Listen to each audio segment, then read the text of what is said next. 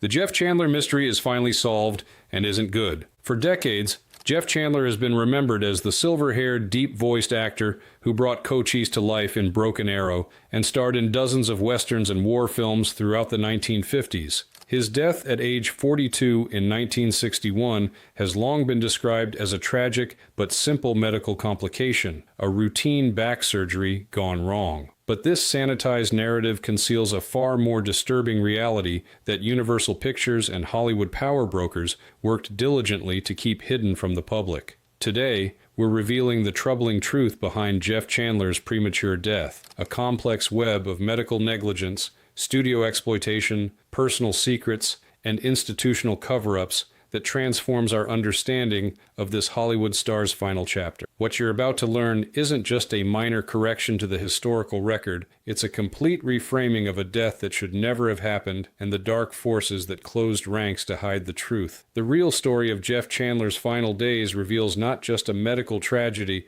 but a damning indictment of a Hollywood system that used its stars until they broke, then quietly disposed of the evidence. The official story of Jeff Chandler's death, a simple complication from routine back surgery, has never fully explained how a physically robust 42-year-old star could die from what should have been a standard medical procedure. This sanitized version of events falls apart under closer scrutiny, revealing a disturbing pattern of negligence, cover-ups, and studio politics that contributed to his premature death. To truly understand what happened to Jeff Chandler, we need to examine 5 critical aspects of his final days that completely transform our understanding of this tragedy. Elements that have been deliberately obscured for decades, but that together solve the mystery of how one of Hollywood's most reliable leading men could be gone so suddenly, and why the full truth was never told. You didn't know what you were doing. I didn't know what to do. Did you ask anyone what you should do? No, I was afraid to. 1. His death was called a routine surgery, but it was anything but.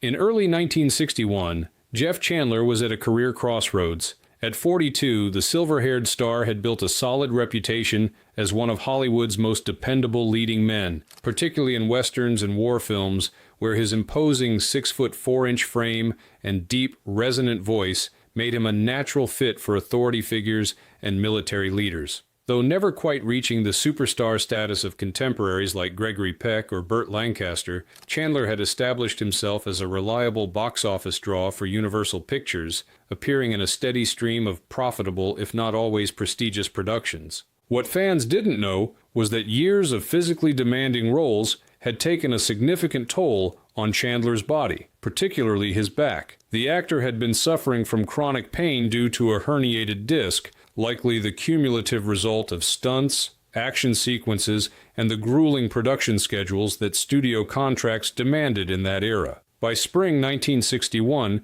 the condition had deteriorated to the point where surgery became necessary. When Chandler checked into Culver City Hospital for the operation in May 1961, both his management and the studio publicly described it as a routine procedure, a minor inconvenience that would require a short recovery before the actor could return to his busy filming schedule. This characterization was consistent with Hollywood's longtime practice of downplaying any health issues affecting valuable stars, protecting both their virile public image and the financial investments their films represented. The surgery to repair Chandler's herniated disc took place on May 13, 1961. What happened next would eventually contradict every aspect of the routine procedure narrative. Within hours of the operation, Chandler began experiencing severe internal bleeding, a hemorrhage so significant that it sent him into shock. Emergency measures were taken, but the bleeding proved difficult to control, initiating a medical crisis that would continue for days.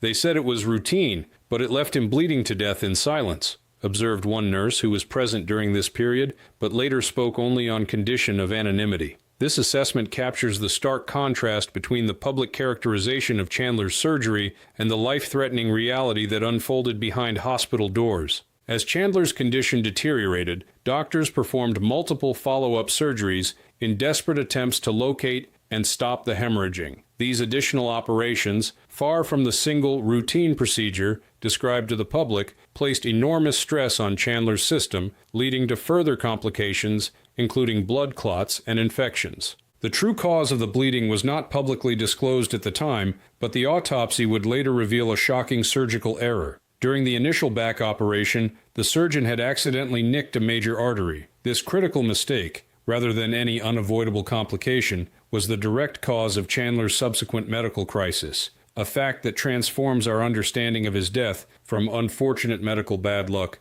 to the result of a serious surgical error. For nearly 3 weeks, Chandler fought for his life in the hospital, undergoing multiple blood transfusions and additional surgeries. Throughout this period, studio publicity representatives continued to issue optimistic statements about his condition, describing complications as minor setbacks and assuring fans of his imminent recovery. These statements directly contradicted the grave reality of Chandler's deteriorating condition, a deliberate misrepresentation designed to protect both the hospital's reputation and the studio's interests in Chandler's upcoming projects. On June 17, 1961, after 36 days of what was described as routine treatment, Jeff Chandler died from complications related to the massive internal bleeding triggered by his initial surgery. He was 42 years old, in what should have been the prime of his career and life. The official cause of death was listed as blood poisoning due to circulatory complications, a technically accurate but deliberately vague description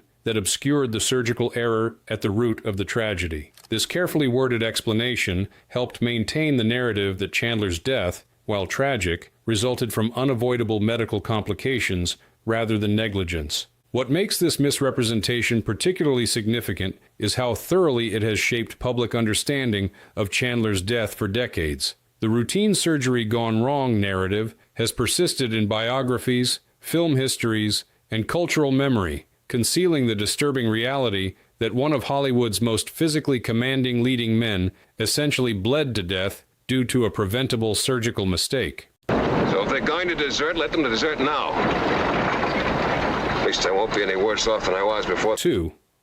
His surgeon was sued, but the settlement was suspiciously quiet. In the aftermath of Jeff Chandler's shocking death, his family took action that contradicted the public narrative of an unavoidable medical tragedy. Chandler's ex-wife, Marjorie, with whom he had maintained an amicable relationship and who remained the mother of his 2 daughters, filed a malpractice lawsuit against Dr. Julian Hoffman, the surgeon who performed the fatal operation, and the Culver City Hospital where the procedure took place. This legal action represented the first public challenge to the sanitized version of events surrounding Chandler's death. The lawsuit explicitly alleged negligence during the initial surgery, claiming that Dr. Hoffman had failed to exercise proper care when operating near major blood vessels, directly causing the arterial damage that led to Chandler's fatal hemorrhaging. What happened next reveals much about Hollywood's power to manage potentially damaging narratives. Despite the serious allegations and the high profile of the deceased star, the lawsuit received remarkably little media attention. Major entertainment publications either ignored the story entirely or buried it in back pages with minimal detail, a stark contrast to the extensive coverage typically given to any development involving a star of Chandler's stature. This muted coverage wasn't accidental. According to several industry insiders from that period, Universal Pictures, which had significant financial interests in protecting Chandler's image and legacy, deployed its considerable legal and public relations resources to minimize publicity around the lawsuit. Studio representatives reportedly approached major publications with both implicit and explicit pressure to downplay the story, leveraging Universal's substantial advertising budgets and access to other studio stars as powerful incentives for editorial cooperation. Hollywood didn't want a scandal. They wanted silence, noted one former studio publicist familiar with the case. This observation captures the fundamental motivation behind the coordinated effort to minimize public awareness of the lawsuit, protecting not just Dr. Hoffman and the hospital, but the larger system of which they were part. The most telling development came when the lawsuit was settled out of court in late 1962, roughly a year after Chandler's death. The terms of this settlement were sealed by agreement of all parties, preventing any public disclosure of the compensation amount or specific acknowledgments of fault. This confidentiality agreement effectively buried the most damning details of Chandler's medical treatment, shielding both the doctor and hospital from public accountability. What little information leaked about the settlement suggested it was substantial, rumored to be in the high 6 figures, a significant sum for medical malpractice in the early 1960s. This figure implied recognition of serious negligence, as nominal settlements for nuisance lawsuits typically involved much smaller amounts. The substantial payment effectively functioned as an admission of fault. though one carefully hidden from public view. The sealed nature of the settlement served multiple interests simultaneously. For Chandler's family, it provided financial compensation without the emotional toll of a protracted public trial. For Dr. Hoffman and the hospital, it prevented damaging testimony from becoming part of the public record. For Universal Pictures, it maintained the marketability of Chandler's existing films while avoiding association with medical negligence. Most significantly, the quiet resolution prevented the case from establishing a precedent that might have encouraged greater scrutiny of medical care provided to other Hollywood stars, a development that would have threatened the cozy relationship between studios, medical providers, and the press that had long protected Hollywood's interests. This coordinated effort to minimize the lawsuit's visibility and implications represents a classic example of Hollywood's power to shape not just entertainment, but the very reality presented to the public. By controlling the narrative around Chandler's death and the subsequent legal proceedings, the industry effectively rewrote history, transforming a case of apparent medical negligence into a footnote barely remembered in discussions of Chandler's life and career. The success of this narrative management is evident in how rarely the malpractice lawsuit appears in biographical information about Chandler. Most accounts of his life either omit any mention of the legal action or reference it only briefly without exploring its implications. This selective amnesia serves as a stark reminder of Hollywood's historical ability to control information and protect its institutional interests, even at the expense of truth and accountability. Because they never learn. Learn?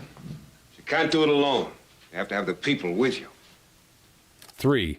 He should have survived, but was reportedly denied emergency blood. Beyond the initial surgical error that caused Jeff Chandler's internal bleeding, evidence suggests a series of subsequent hospital failures may have contributed significantly to his death, failures that have received even less public attention than the original malpractice. These additional medical shortcomings transformed what might have been a recoverable injury into a fatal cascade of complications. According to multiple sources familiar with Chandler's treatment, including 2 nurses who worked at Culver City Hospital during his stay, the actor's initial hemorrhaging should have been survivable with proper emergency response. The critical factor in managing arterial bleeding is the immediate availability of blood transfusions and a trained team ready to administer them, resources that were reportedly delayed during the critical early hours of Chandler's crisis. He walked in for a back problem. He never walked out, noted one of these nurses, who requested anonymity even decades later due to professional concerns.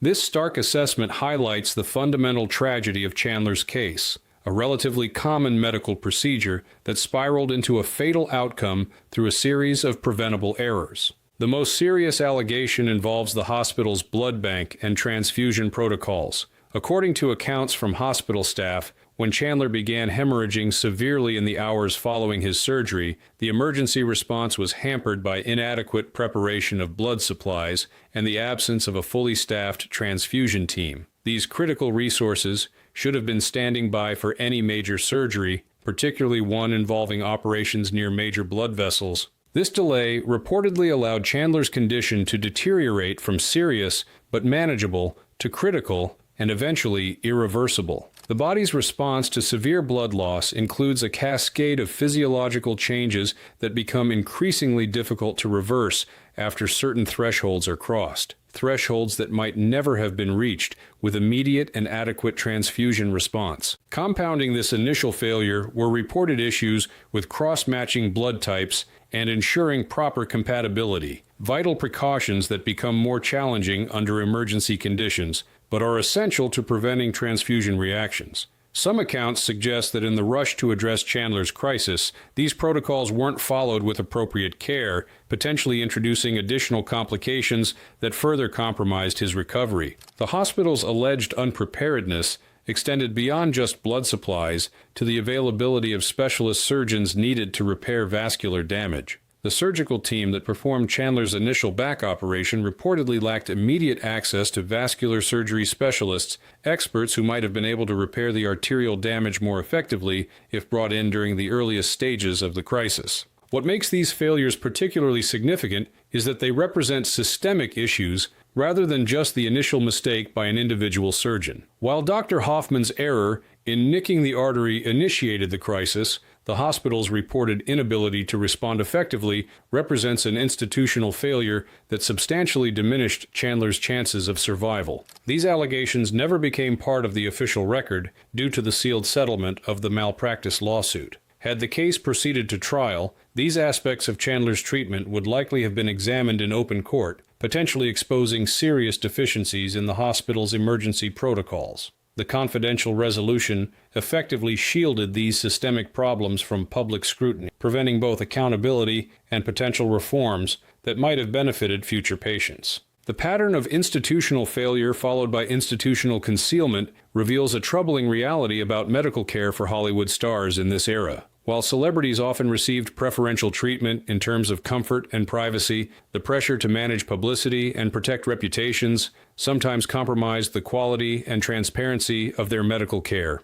In Chandler's case, this dynamic may have contributed not just to his death, but to the subsequent obscuring of its preventable nature. Take your women, your children, your horses, your weapons.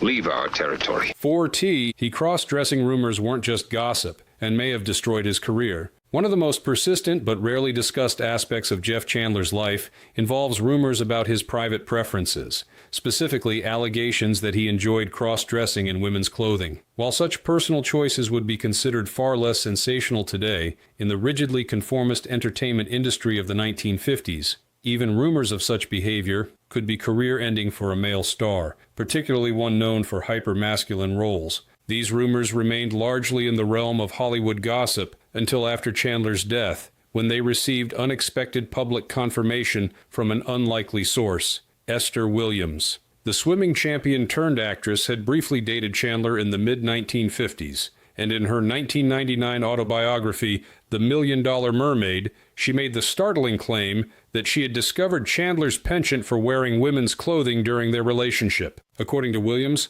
she once arrived unexpectedly at Chandler's apartment and found him dressed in a red wig, high heels, and a flowered chiffon dress. In her account, this discovery immediately ended their relationship, as she found it incompatible with her expectations for a romantic partner. Williams's revelation, coming decades after Chandler's death when he could neither confirm nor deny her account, thrust this previously whispered aspect of his life into public discussion. What makes this personal detail relevant to understanding Chandler's final years is how knowledge of his private preferences may have affected his professional standing in the period leading up to his fatal surgery. According to several industry insiders from that era, rumors about Chandler's cross-dressing had begun circulating within Hollywood circles years before Williams' public confirmation, potentially reaching studio executives and casting directors who controlled his career opportunities. He played warriors and cowboys, but Hollywood wouldn't tolerate a man who wore silk at home,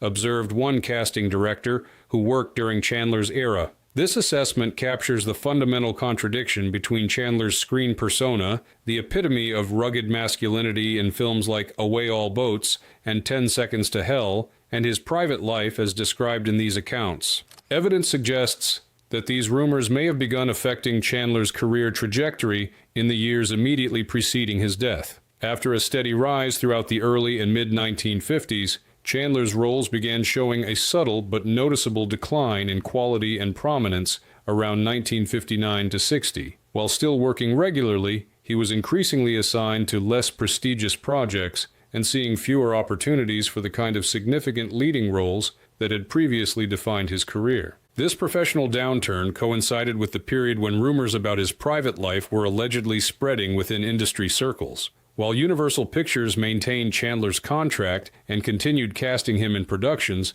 some observers noted a growing reluctance to position him as prominently as before, possibly reflecting concerns about his long-term viability as a traditional masculine lead if such rumors became public knowledge. The psychological impact of this situation on Chandler himself appears to have been significant. Friends and colleagues reported that he became increasingly anxious and stressed in the year before his surgery, displaying a preoccupation with his career prospects and financial security that hadn't been characteristic earlier. This heightened anxiety likely contributed to both his physical health problems, stress being a known factor in back issues, and potentially to his resilience during the subsequent medical crisis. Some who knew Chandler have suggested that the strain of maintaining his public image while fearing exposure of his private life created a psychological burden that may have affected his will to recover during his prolonged hospitalization. While impossible to prove definitively, this theory aligns with medical understanding of how psychological factors can influence recovery from physical trauma, particularly during extended illnesses where a patient's determination can play a crucial role. What makes this aspect of Chandler's story particularly poignant is how differently it might have unfolded in a more accepting era. In contemporary Hollywood, an actor's private life, including gender expression and sexuality, is far less likely to determine their professional opportunities. The pressure Chandler reportedly experienced to conceal this aspect of himself represents a form of institutional cruelty specific to his time, one that potentially contributed to both his declining career and his diminished resilience when facing a life-threatening medical crisis. I'll take you to dinner and tell you all about myself. I'd like to hear that. I might tell you a few things, too. Sounds like a gay evening.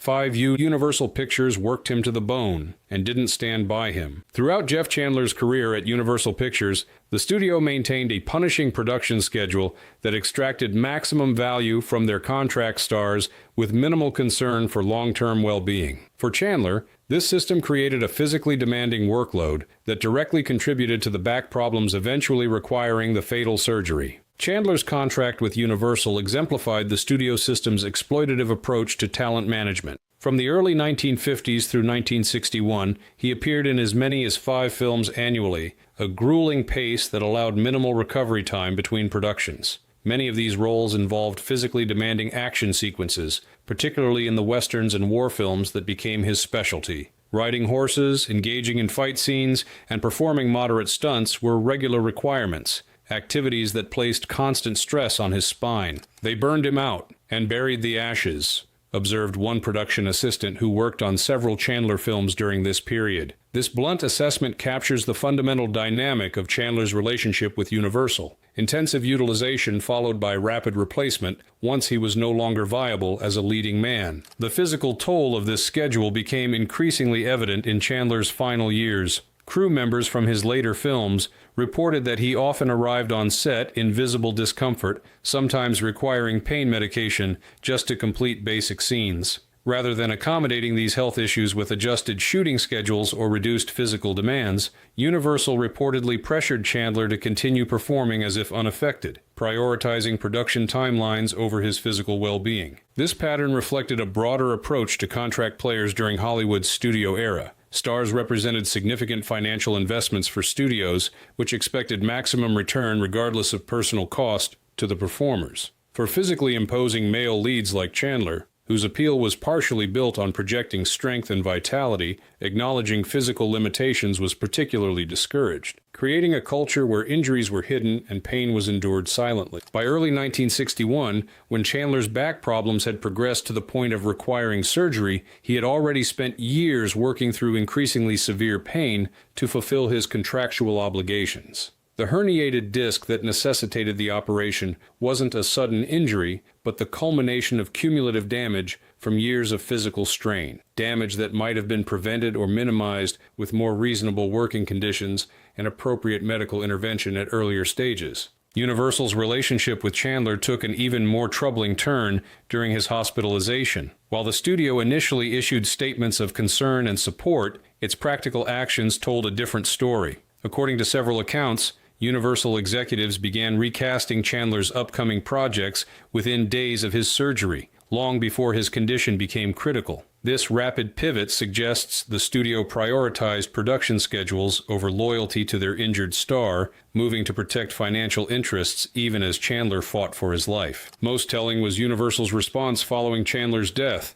While issuing obligatory public statements expressing sadness at the loss of a valued member of the Universal family, the studio's substantive actions were minimal. Unlike the elaborate tributes often arranged for major stars, Universal's commemoration of Chandler was notably restrained, consisting primarily of a small private memorial rather than the more public celebration his career stature might have warranted. The studio's reluctance to embrace Chandler's legacy became even more apparent in the months and years following his death. Universal made little effort to maintain his cultural presence through retrospectives or reissues of his films, standard practices for stars considered important to a studio's heritage. This institutional amnesia effectively accelerated Chandler's fade from public memory, transforming a major star of the 1950s into a relatively minor figure in Hollywood history within just a few years of his death. This pattern of exploitation, followed by abandonment, reveals much about the studio system's fundamentally transactional approach to talent.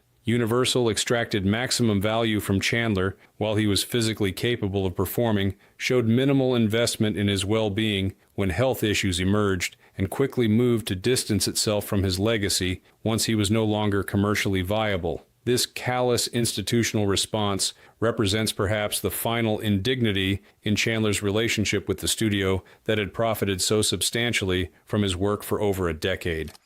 Truth finally emerges. When we integrate all 5 aspects of Jeff Chandler's story, a disturbing pattern emerges that transforms our understanding of his death from a simple medical tragedy to something far more troubling. Chandler's fatal surgery wasn't just an unfortunate accident, but the culmination of a system that exploited him physically, failed him medically, and then worked to conceal the truth about both his life and death. The surgical error that initiated his final crisis occurred in a body already compromised by years of studio-driven overwork. The hospital failures that followed prevented what should have been a survivable complication from being properly addressed. The stress of navigating rumors about his private life potentially weakened his resilience during the prolonged medical battle. And throughout his ordeal, the studio that had profited from his talent for years showed more concern for protecting its investments than supporting its injured star. Most disturbing is how effectively the full truth was suppressed through coordinated action